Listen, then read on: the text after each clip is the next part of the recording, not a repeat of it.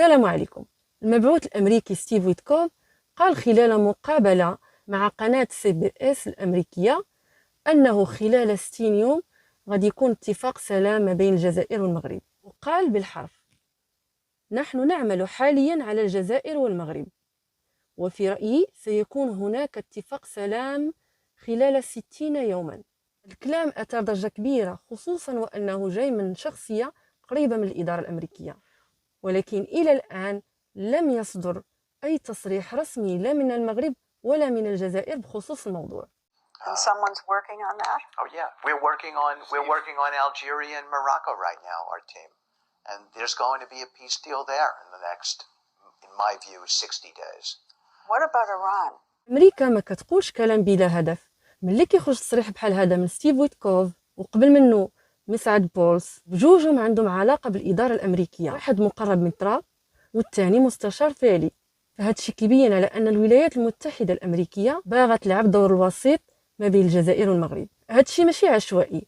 الولايات المتحدة الأمريكية عارفة بأن الخلاف بين المغرب والجزائر يعطل بزاف ديال المشاريع الاستراتيجية في إفريقيا، وبالتالي السلام بين المغرب والجزائر يخدم حتى مصالح أمريكا. وملي كيقول بولس أن الجزائر باغا تحل الملف، ومن وراها كيقول ويتكوف أنه غادي يكون سلام بين البلدين خلال 60 يوم، فهذا التكرار كيعني أنه في الكواليس الملف مطروح فعلا، وأنه كاين هناك مفاوضات غير معلنة. الجزائر هنا عبرت على مشكل خطير اللي هو ازدواجية الخطاب، وبينت على تناقض كبير بين ما تقوله للخارج وما تقوله للداخل، ما تقوله في الخارج عن طريق الدبلوماسية وما تقوله في الداخل عن طريق الإعلام الرسمي، وكتعطي صورتين متناقضتين مختلفتين. تقول الولايات المتحدة نحن منفتحون ونريد إنهاء الملف، وفي الداخل تقول للشعب الجزائري عبر الإعلام الرسمي المغرب هو العدو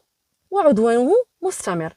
الإدارة الأمريكية ما كانش غادي تتكلم لو ما كانش عندها إشارات إيجابية من النظام الجزائري، ولكن هذا النظام مازال كيخاف من الرأي العام ديالو. يستعمل الإعلام الرسمي من خلال قناة الشروق، قناة النهار وغيرها باش يبقى يردد على أن المغرب هو العدو ويحتفظ بالدعم الداخلي. يعني باختصار، في الكواليس الجزائر تسعى إلى المصالحة، وأمام الشعب الجزائر كتسوق الخطاب عدائي ضد المغرب. نفس التساؤل اللي عبر عليه بن سديرة في أحد الفيديوهات ديالو. شوفوا معايا شنو تيقول.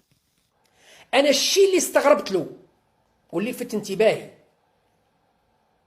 أنه هذا المستشار الأمريكي يقول أنه، وهذا الكلام هو يقول، وهذا الكلام ناقشناه مع السلطة الجزائرية ومع الرئيس عبد المجيد تبون الذي لا يجد مانع في يعني ربط علاقات جيدة مع المغرب وحل الأزمة هذه في إطار كذا وكذا وكذا وكذا. يعني في استعداد رسمي جزائري تبوني من أعلى السلطات حسب المستشار الأمريكي أنه فيه استعداد لمناقشة هذا الكلام ومناقشة هذه الأطروحة ومناقشة هذه الفرضية في الخفاء، ولكن في العلن إعلام الزريبة يخرج يقول لك مملكة الحشيش والمخزن المغربي فهمتش أنا؟ يعني كاين خطابين، ازدواجية في الخطاب الاستهلاكي للهايشر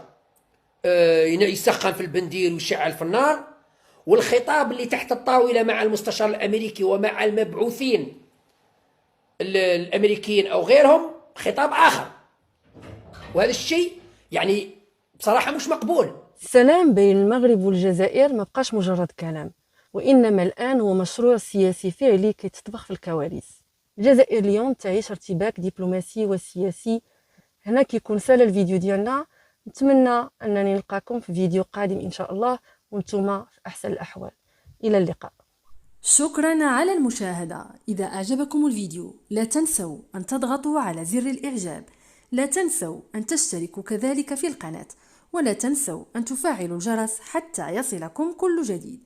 دمتم في رعاية الله وحفظه، وإلى اللقاء إلى فيديو قادم بحول الله.